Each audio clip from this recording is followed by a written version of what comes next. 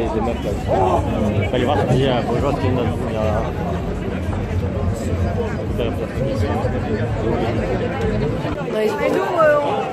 on est à la fois usagers et en même temps on s'est regroupé dans un comité dans le Nord-Essonne.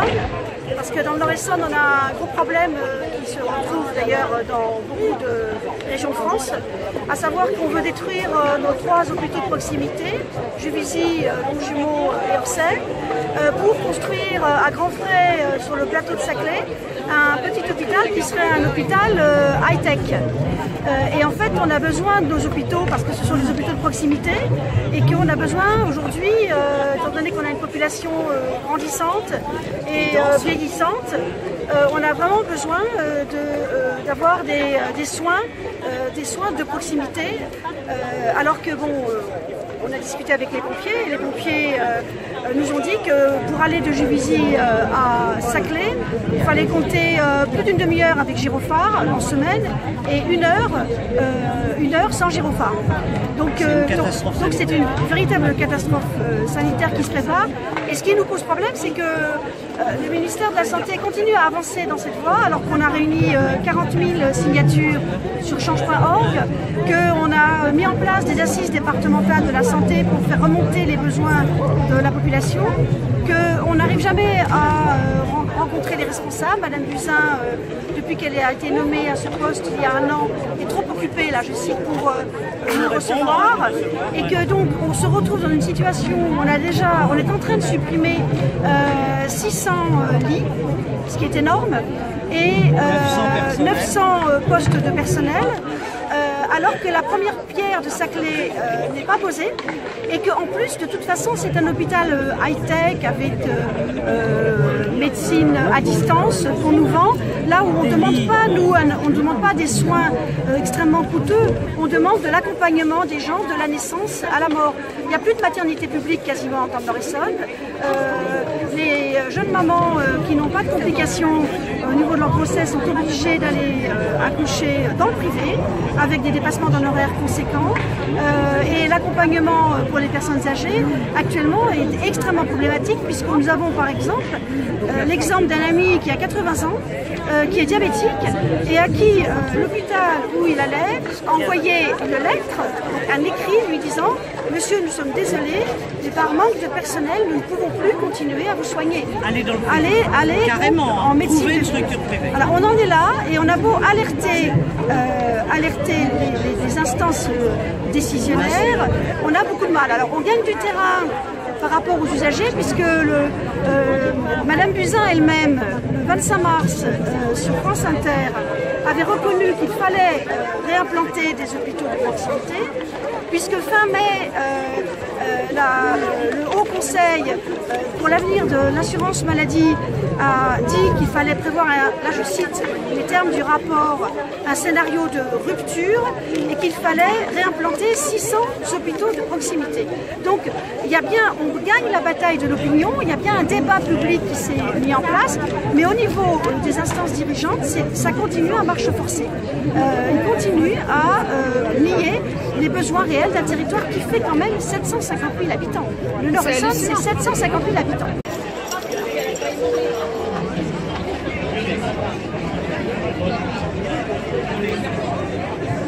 C'était très important pour nous d'être présents aujourd'hui parce que la défense du service public, et je dois le dire, je trouve que ça ressort des fois peu de discours, la défense du service public, ça dépend. La parole candidat de Paris, qu'on le remercie d'être là. Donc la parole est à l'UNRPA, l'UNRPA. Alors tout simplement, pourquoi votre venue aujourd'hui à Paris pour cette manifestation? Il y a deux raisons. Une raison, si vous voulez, des territoires, la raison locale. C'est le territoire dont je suis le député, qui a vu disparaître une maternité, qui n'avait aucun besoin de fermer, il y avait le nombre d'enfants qu'il fallait, il y avait tout ce qu'il fallait, sauf qu'un jour, l'ARS, l'Agence régionale de santé, a décidé qu'il fallait la fermer. Résultat, nous nous sommes battus. Vous avez passé un médecin, nous en avons trouvé, que d'ailleurs l'ARS a dissuadé de venir. Et résultat, aujourd'hui, ça a été fermé, mais d'une manière brutale. Vous voyez, il n'y a pas eu de respect pour les élus que nous sommes. Il n'y a pas eu de dialogue, d'écoute. L'ARS, d'ailleurs, il faudrait les supprimer. Parce que c'est une très mauvaise idée que nous donnons de la haute fonction publique de notre pays, qui est quand même basée sur le respect, qui est autre chose. Et aujourd'hui, nous avons des femmes, tenez-vous bien, en 2018, qui sont à 2h30 de la maternité la plus proche, c'est-à-dire celle de Pau. Et c'est en France. On croirait que c'est dans une république bananière au loin. Non, c'est chez nous. La deuxième, c'est que je constate qu'un an après l'élection du président Macron, il y a un discours qui montre une France qui a retrouvé le développement, la croissance, l'emploi pour les jeunes, toutes les chances. Vous, jeunes journalistes, vous êtes accueillis à bras ouverts partout, comme les jeunes travailleurs, etc. Et moi, je constate tous les jours le contraire. Alors, je crois que je suis élu de longue date. C'est un moment où plus se taire, parce que sinon c'est de la lâcheté. Et je regrette qu'une grande partie des hommes politiques actuels de haut niveau, je veux dire des députés, des sénateurs, comme moi, donc je n'attaque pas des gens qui ne sont pas se défendre, nous soyons devenus des lâches au point de laisser tout faire. Parce qu'on sait bien que lorsqu'on ferme un service public, on a vu ce que ça donnait dans les banlieues, regardez dans quel état elles sont. Et maintenant dans les campagnes, où on va faciliter le retour du bandit des grands chemins, ce n'est pas une bonne chose. Et notre rôle serait de le dire. Et notre rôle, c'est de redonner notre France.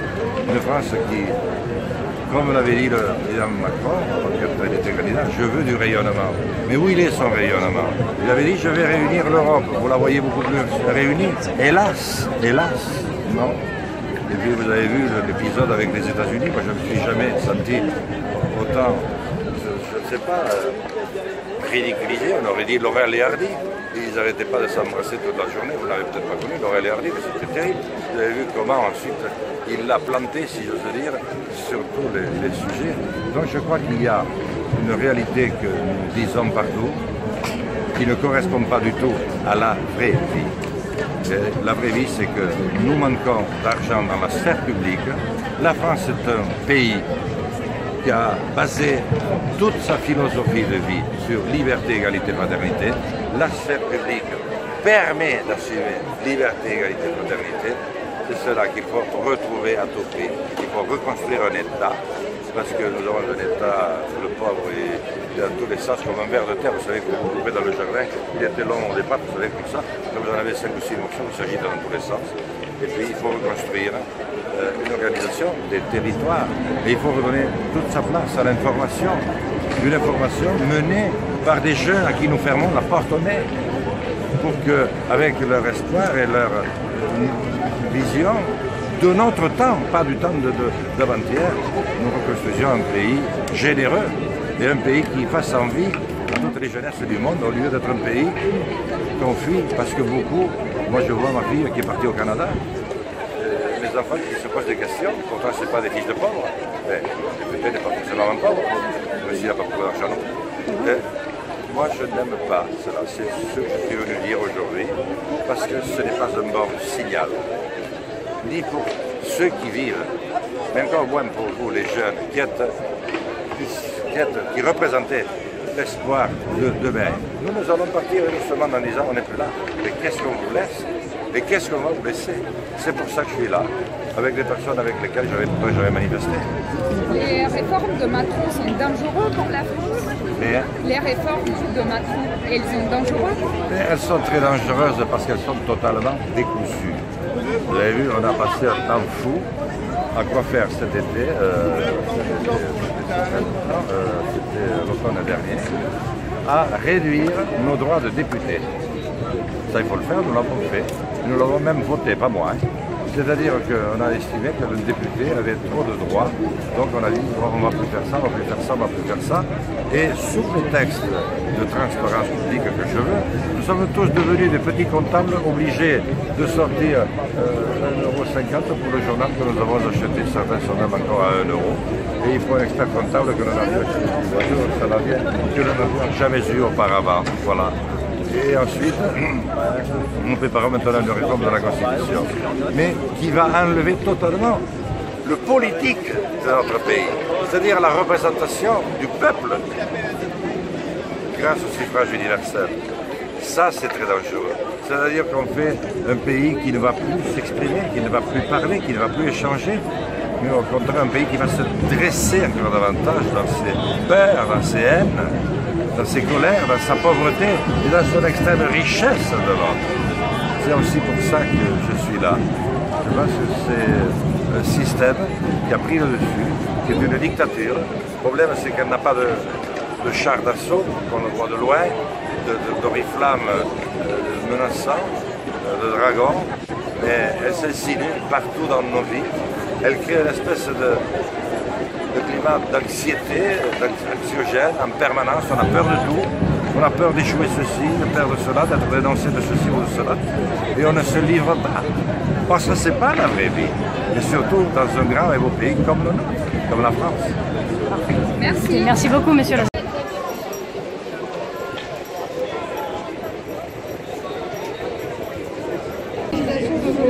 soit présente dans ce moment, parce que chacun d'entre vous mobilisé est un porteur.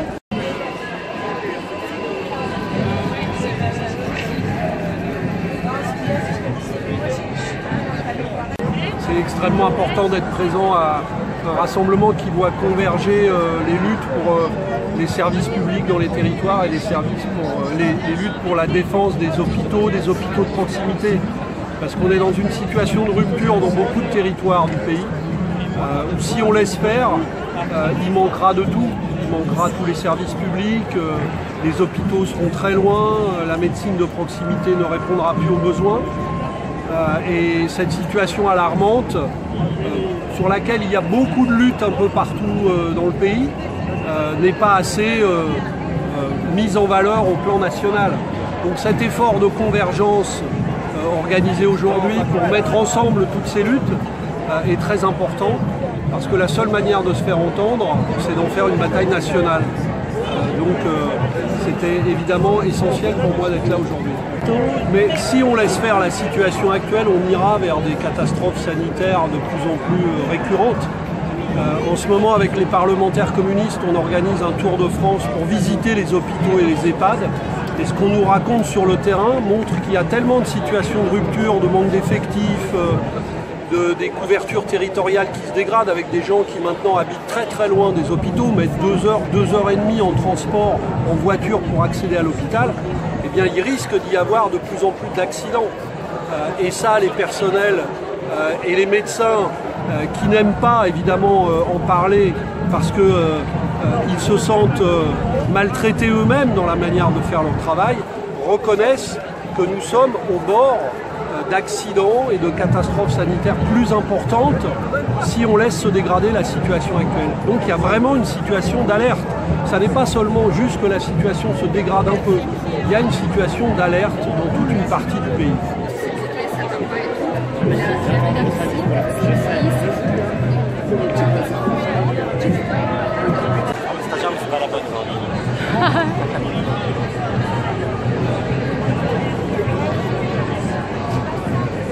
Alors, je suis Pascal Robardet et donc je viens du CHRU de Brest-Carré, en Bretagne.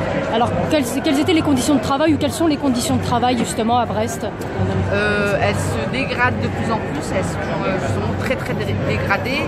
Donc on se retrouve dans des situations très critiques. Là en ce moment, il y a plusieurs services qui sont en mobilisation depuis quelques semaines. Donc je vais vous en citer un, c'est le bloc opératoire. Par manque de personnel, les agents du bloc opératoire ne peuvent plus aller manger. Donc on est très inquiet parce que le personnel est inquiet pour leur diplôme, mais pour aussi la sécurité des soignants, des patients, pardon. Et On est très inquiet aussi en exemple au niveau de l'école d'infirmières instrumentistes. On a une école sur Brest où il y a 0 postulant l'année prochaine. Et dans la région Bretagne, les écoles d'aides-soignantes sont aussi très vides.